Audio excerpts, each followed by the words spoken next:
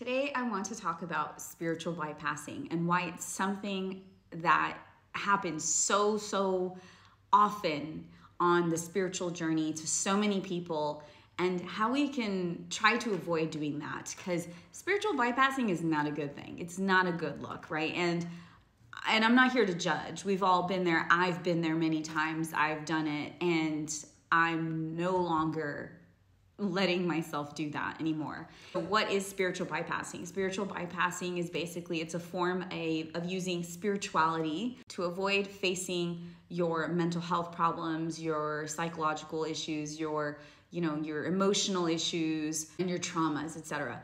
And when we use spirituality to bypass it, you're not actually healing.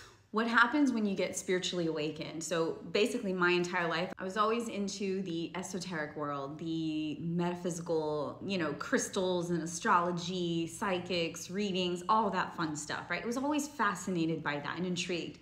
However, none of those things actually heal you, okay? When you get to the root of the problem, of your egos, of your wounding, of your traumas, none of that stuff will heal you, okay? Those are all tools that can assist you on your growth, to open up your spiritual gifts, but they do not actually heal you. Now, what heals you is inner child healing, is getting to the root of why you are the way you are, why you get triggered, where you need healing, okay? And those are things that I work on with my clients as well. It's not just spiritual tools. Spiritual tools are fun and they're great for certain things, but I've noticed, and this happened to me too, when I got awakened in 2016, I started using crystals more, and I started learning about Reiki and meditation and yoga, and all of those things were great. And I remember learning about shadow work. However, it was still like, I was just like, okay, yeah. Like I went to a retreat and we worked on our shadows, but it didn't click for me. It wasn't actually working. And I bypassed for so many years. And it wasn't until I got awakened or activated by the twin flame journey, that's when I was really facing my shadows and really digging deep. And, triggers would come up, and instead of me crying about it and why is this happening to me? Why is this happening to me? I would actually try to understand why things were happening, where they come from, and what it means, right?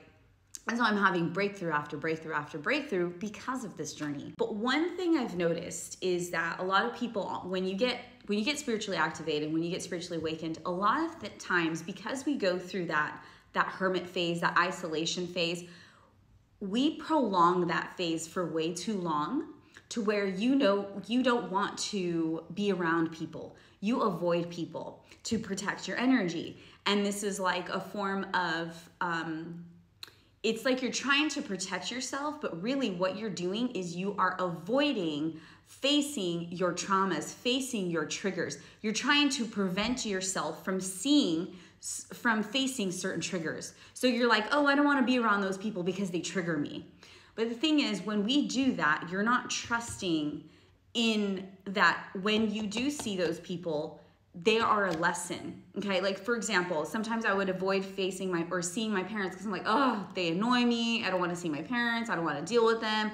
They trigger me, And it was a fear. And so when I would go to their house, I would go and either I would get triggered because my energy was already so negative. So because I was like dreading having conversations with them, that it would end up being bad, or it would not be as bad as I thought it would be. And then I'd be like, oh, okay. So it's just a fear.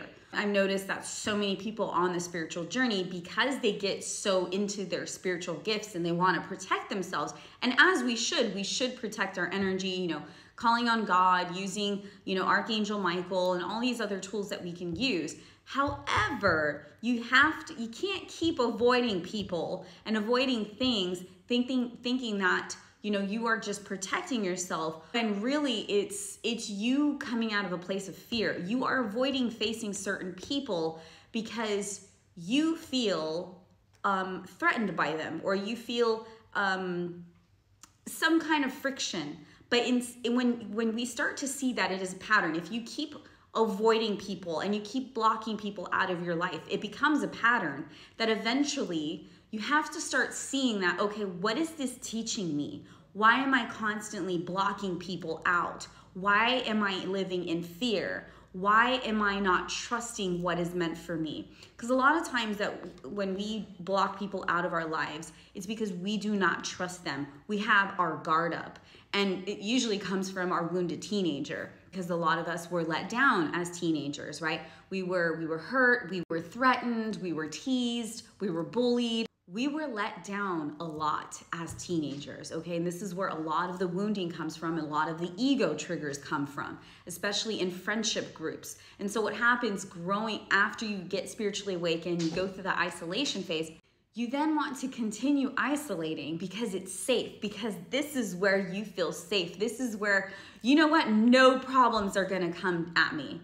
But this is not how you learn, and you're gonna keep getting let down because you're not trusting people into your life. You're thinking that you're going to keep getting let down because your wounded teenager self or your wounded ego was let down.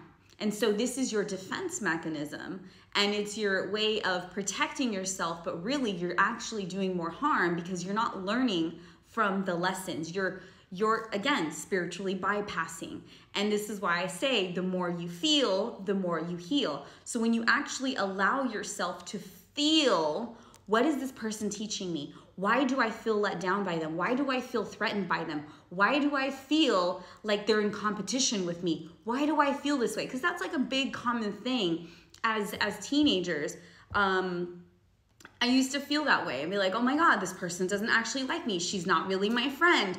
She's using me. She's this and that. Like, I didn't feel like my friends were my real friends. Like there was this competition or copy, you know how girls always think, oh my God, she's copying me, right? Like this is like a common thing among women, is like we feel threatened by other women copying us. And it's funny because now I don't see it like that, especially among the spiritual community. I see it as like when other people try to do things that I'm doing, I see it as like, wow, I'm an inspiration to them. Or wow, we are all working together. Like one of my girlfriends, her and I are very spiritually aligned, and we started doing Akashics together. She activated her Merkaba.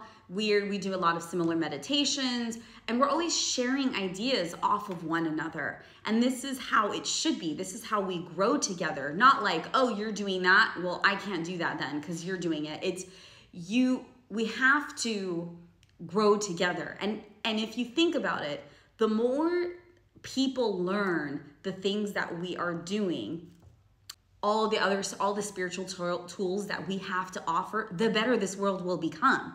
So if we have thousands of coaches all doing the same thing around the world would be a much better place.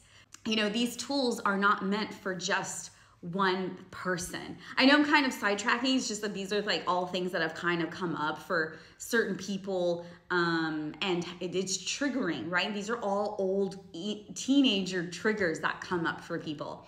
And we have to stop looking at people as competition, and we have to stop looking at people as a threat. This is coming from when you feel this way about people, this is coming from a wounded or an unbalanced root chakra and a sacral chakra.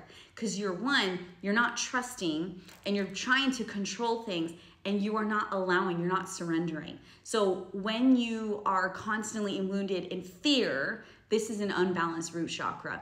So remember not to spiritually bypass, and try to understand where are these triggers coming from and how can you heal them, okay? Try to really dig deep and not put the blame on others, but look within. Why are you constantly getting triggered by the same thing and being shown the same pattern over and over in your life?